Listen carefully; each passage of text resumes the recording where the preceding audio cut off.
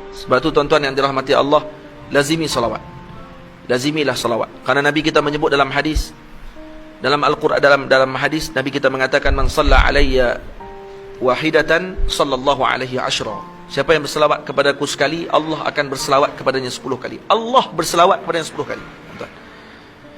Dan kata Nabi, man shalla alayya ashran, siapa yang berselawat kepadaku 10 kali, sallallahu alaihi mi'ah, Allah Ta'ala akan berselawat kepadanya 10 kali, 100 kali. Dan kata Nabi lagi, man shalla alayya mi'atan sallallahu alaihi alfa, siapa yang berselawat kepadaku sehari 100 kali, Allah berselawat kepadanya 1000 kali. Dan kata Nabi SAW dalam hadis, man shalla alayya alfan fi kulli yawmin, fi kulli yawmin alfa marrah, siapa yang berselawat kepadaku 1000 kali sehari, zahamat katifuhu katifi ala babil jannah. Masya Allah, akan berlaga bahunya dengan bahuku di depan pintu syurga Allah Ta'ala. Maknanya apa dia? Orang yang lazim selawat sehari 1000 kali, dia akan masuk syurga dengan Nabi SAW. Assalamualaikum warahmatullahi wabarakatuh. Apa khabar semua? Alhamdulillah, hari ini sekarang ini baru saya berkesempatan untuk beri sedikit respon terhadap hadis yang dibacakan oleh Ustaz Nazrul Nasir yang berkaitan dengan kelebihan selawat 1000 kali. Pertamanya ingin saya sebutkan bahawasanya hadis yang dibacakan itu sebahagiannya ada di dalam hadis yang sahih, iaitu sesiapa yang berselawat ke atas Nabi SAW sekali, maka Allah Azza wa Jalla akan berselawat ke atasnya 10 kali. Tetapi apabila beliau membacakan hadis ataupun lafaz man shalla alayya alfan zahamat katifuhu katifi ala babil jannah, yang bermaksud sesiapa yang berselawat ke atasku, yakni ke atas Nabi 1000 kali, maka bahunya akan belaga dengan bahu Nabi SAW di pintu syurga. Riwayat ini adalah riwayat yang tidak diketahui asalnya.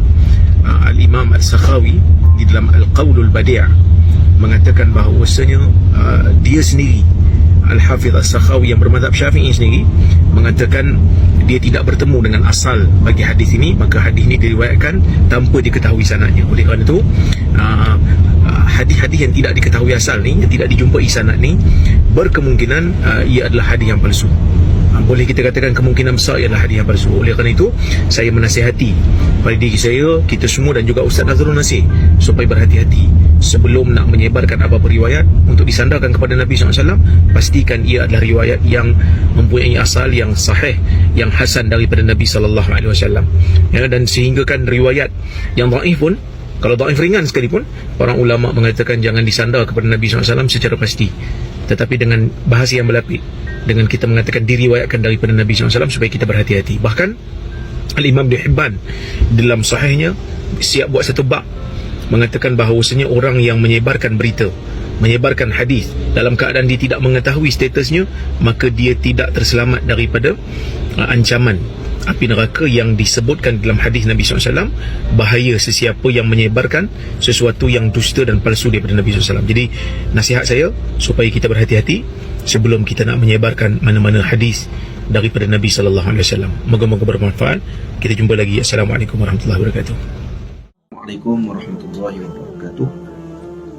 Baru-baru ini ada sekali lagi tular video yang memberi teguran kepada saya tentang hadis yang telah saya bacakan berkenaan dengan kelebihan selawat 1000 kali. Dan hadis itu disebutkan oleh sahib Durrul Munazzam yang dinukilkan oleh Al-Imam As-Sakhawi dalam kitabnya Qawlul Badi', iaitu hadis man shalla alayya alfan zahamat katifuhu katifi ala babil jannah. Jadi sesiapa yang berselawat kepada aku 1000 kali, maka akan berlaga bahunya dengan bahuku, kata Rasulullah, pada pintu syurga. Jadi persoalan yang telah dimuatkan ataupun yang dinaikkan oleh seorang tersebut, beliau mengatakan bahawa saya telah menyebarkan hadis palsu.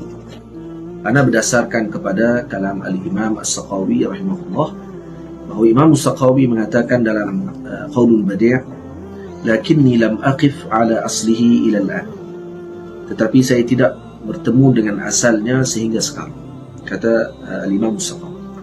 Dan ada tambahan pada sebahagian nusqah yang menyebut wa ahsibuhu mawdu'an, dan saya mengira bahawa ianya hadis maudhu'. Al-Imam, ini yang perkara pertama yang perlu diberi perhatian. Al-Imam Al-Syekh Muhammad Awwamah hafizahullah ta'ala, guru kami yang mulia, muhaqqiq kabir, telah menyebutkan di dalam tahqiq beliau bagi kitab Qaulul Badi', zada fi tab'atil Hindiyah, telah ditambah dalam cetakan Hindiyah, wa tab'ah maktabatil ilmiyah bi Madinatil Munawwarah, dan cetakan maktabah ilmiah, wa ahsibuhu mawdu'an wallahu a'lam. Jadi perkataan tu, saya mengira ianya maudhu' tu tidak ada dalam, kata Imam Maulana Syekh Muhammad Awwamah, walaysat fi usulina al-khamsah, tidak ada dalam nusqah makhtutah yang dipunyai oleh beliau, 5 nusqah yang usul, termasuk tulisan Al-Imam As-Saqawi, tidak mempunyai perkataan wa ahsibuhu mawdu'an. Jadi ini perkara pertama yang perlu diambil perhatian. Jadi Imam As-Saqawi sendiri tidak, kalau mengikut kepada nusqah yang 5 tersebut, tidak menuduh ataupun tidak menyangka dan tidak menyebut kamu hadis ni maudhu'. Kerana para ulama sendiri, para ulama hadis ma'ruf perbezaan di antara maudhu' dengan hadis yang lam aqif ala aslihi atau la asla lahu. Jadi ini istilah yang diketahui oleh para muhaddisin, dan saya dah berkali-kali menulis dan menjawab tentang perkara tersebut. Tetapi perbezaan besar di antara saya dengan kelompok ini adalah mereka berpegang hadis la asla lahu itu adalah hadis maudhu'. Jadi ini perbezaannya. Dan kalaulah mereka meraihkan perbezaan tersebut dan mengatakan bahawa saya berpegang dengan mazhabnya Al-Imam Az-Zabidi ataupun mazhabnya Al-Imam Al-Iraqi dan mazhabnya Al-Imam Al-Syekh Khalil, Al-Imam Khalil Allamah Muhaddis Abu Mahasin Muhammad bin Khalil Khawukhji rahimahullah, yang telah mengarang kitab Al-Lu'lu'ul Marsu' fima la asla lahu aw bi aslihi mawdu', yang telah ditambihkan oleh guru kami Maulana Syekh Ahmad Ma'bad hafizahullah, ahli majlis anggota besar ulama Al-Azhar, bahawa ada perbezaan di antara la asla lahu dengan maudhu'. Karena yang berpegang dengan pandangan la asla lahu itu adalah maudhu' adalah pandangan Al-Imam Syaukani dan juga Al-Imam Mulla Ali Qari rahimahumallahu ta'ala. Jadi kedua-dua mereka dan juga yang seumpama dengan mereka berpegang dengan pandangan la asla lahu dan maudhu' adalah satu makna yang sama. Sedangkan sebahagian lagi ulama mengatakan la asla lahu itu maksudnya adalah yang tidak ada sumber ataupun sanadnya tidak ditemui. Manakala maudhu' adalah hadis yang perawinya yang terdapat di dalam hadis tadi ada sanad dan perawinya kazzab, penipu besar. Maka ini perbezaan besar di antara dua perkara tersebut. Jadi tidak boleh kalau dengan hanya nusqah yang digunakan yang tidak muhaqqaqah, yang tidak ditahqiq, kemudian dituduh saya menyebarkan hadis maudhu'. Ini tuduhan, dan tuduhan ini perlu kepada bukti. Jadi kita telah keluarkan buktinya daripada kitab yang telah ditahqiq oleh muhaqqiq yang besar, semisal Syekh Muhammad Awwamah hafizahullah ta'ala, yang mengatakan bahawa perkataan ahsibuhu mawdu' tadi tidak ada dalam usul yang mu'tamadah bagi kitab Qaulul Badi'.